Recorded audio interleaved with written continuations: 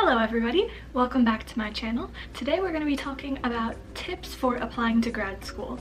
Specifically, this week's video is focused on applying for PhD programs. I'm currently a second-year grad student, so I would say that I'm pretty well prepared to give advice on this topic. However, I am a political science student, so my tips in this video may or may not entirely apply to you, but I do think no matter what your field is, there will probably be at least a few things that you can take away. Just like with college, there can be a huge financial cost associated with attending grad school, but in addition to that, there's also the opportunity cost of your time that you would be spending obtaining another degree. You could be spending that time working or doing something else instead. So only apply and attend grad school if you think that it's a necessary step toward achieving another desired goal. My first tip, which I also mentioned in my college application tips video, is to be organized and proactive about the process. So you should be aware in advance of any deadlines that you need to meet, and in particular, I would make sure that you're on top of knowing and alerting the people that you want to write letters of recommendation for you. In this case, your recommendation letter writers will most likely be your college professors, and I can say from experience, they're going to need a big heads up in order to get those letters in on time. I would say if you can, give them at least 6 weeks notice. That's about 2 months, and that should give them plenty of time to complete the letter of recommendation. Another thing to note about selecting people to write letters of recommendation for you is that if you have to choose between somebody who is well known or somebody who knows you well, go with the one who knows you well. Even though you might think that if you happen to be acquainted with somebody who's a well-known professor or a public figure of some sort, you might think it would look good on your application. It's going to look a lot better to have a letter of recommendation from someone who knows you well and can actually attest to your strength as a student. Another type of deadline that you want to make sure you pay attention to is deadlines for scholarships or fellowships or any other type of financial aid. So many people end up being able to attend grad school on complete funding packages. That's currently what I'm doing. And so I'm not incurring additional debt to attend grad school. But I would not have been able to get into a program where that was possible or even find out about those possibilities if I was not on top of financial aid related deadlines. Another tip has to do with the GRE. Now, you should schedule the GRE in advance, practice for it, do what you can to study, but don't let it completely deter you from applying to certain places where you might want to apply.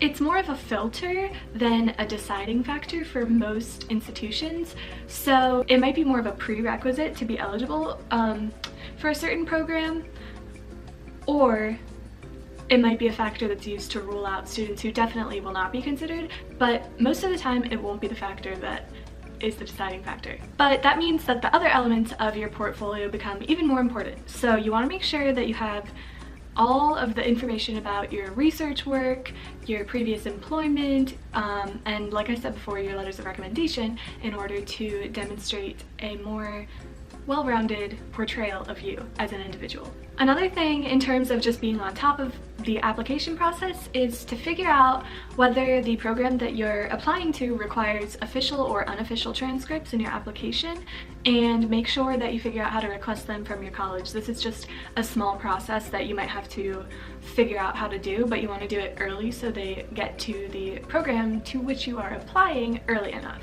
If there's an open house or another type of admissions meeting or visit at the program that you are applying to, you should definitely attend it. Not only is it a way that the professors and the department can get to know you as an applicant, but you can also get a feel for just the general vibe of the department, as well as getting to meet individuals that you might be interested in working with in the future.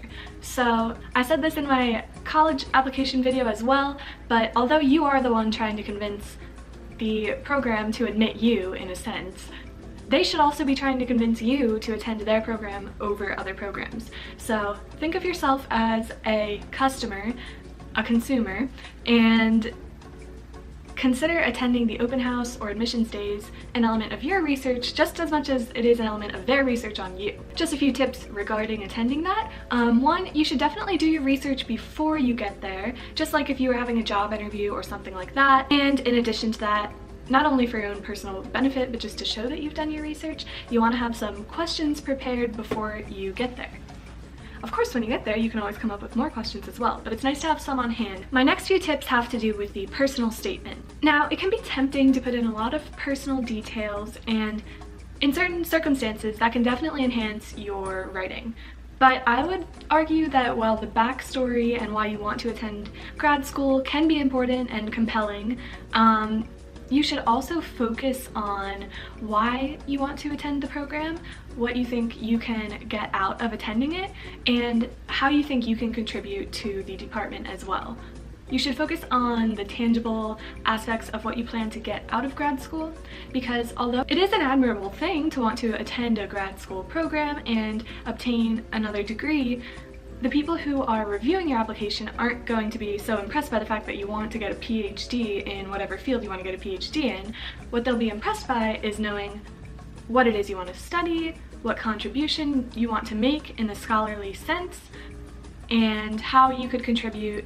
And ultimately, when you really think about it, what they want is people who will one day make their department look really good, so they can get more students, and also just so they can be kind of churning out productive members of the academic world. So yeah, when you're writing your personal statement, you want to demonstrate how you think this program can help you attain your future goals. And you also want to kind of prove to them that your future goals are worth seeking. One technical aspect is that you're definitely going to want to stick to the word count. I've heard of people who will just stop reading once they reach the word count. I don't know how true that is, but it's just kind of an element of respect for the people reviewing your application, and some people will be very strict about it.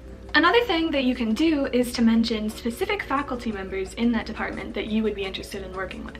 So for me, I researched different departments that had prominent faculty members in the area that I was interested in, which for me was political science, narrowing it down further, American politics, narrowing it down further, the behavioral side, and then I'm interested in how political communication, the media, and even gender-related phenomena relate to the general field of political behavior.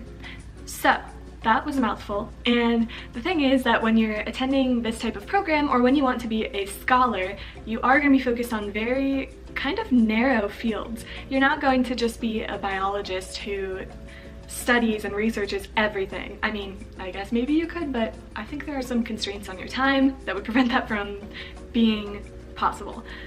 So you want to narrow down for yourself what it is that you want to be studying. And I mean, this can change in the future. You don't have to feel like you're like wedded to this idea, but you want to narrow that down. And when you're looking at different programs, you want to look at their faculty members, look at their websites, look at the CVs and the publications of the faculty members that you might be interested in working with, and then narrow it down from there which ones in the department you think would be the best fit for you. This obviously is not set in stone, but you might just throw it into your application and say, I am interested in X, Y, and Z, and your department would be a great place for me to work on this because I know that your faculty members also work on X, Y, and Z. And this brings me to my next point, which is that if you are interested in a PhD program, at least in America, I don't know about other countries, and I know that there's a little bit of a distinction, so that is something to note. But if you're interested in a PhD program in America, the people in the program matter a lot. The specific professors matter so much more than the institution itself. When you were looking at undergrad, you might have thought, oh, I want to go to like an elite university, or the university that's the most well-known, that'll get me like further in the future, blah, blah, blah. But when it comes to grad school, that's definitely not how you want to approach it. It might be that coincidentally, the best, quote unquote, best programs have the best faculty members for you to work on what you want to work on.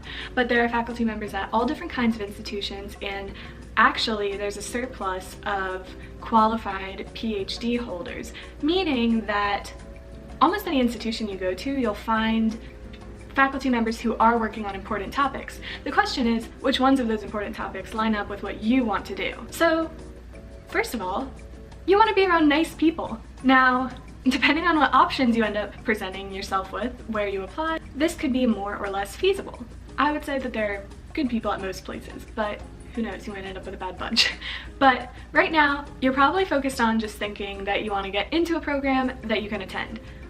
But you want to make sure that when you actually visit the programs and when you communicate with people there, that the people that you find yourself surrounded by are people that you could envision yourself being around for at least like 5 to 7 years. Because if you do complete the entire degree, that is most likely how long you will be there. And it can be easy to focus on your short-term goal of just getting into a program, but you definitely want to consider how the people might impact you for the time that you'll be there, because your mental health can be an issue in grad school. It's becoming a more prominent issue these days, and you want to make sure that you have an environment that will be good for you mentally and for your intellectual development. And as I said, the individuals in the department also matter because of their research. You definitely want to know what types of projects people are working on and how it might align with your own research.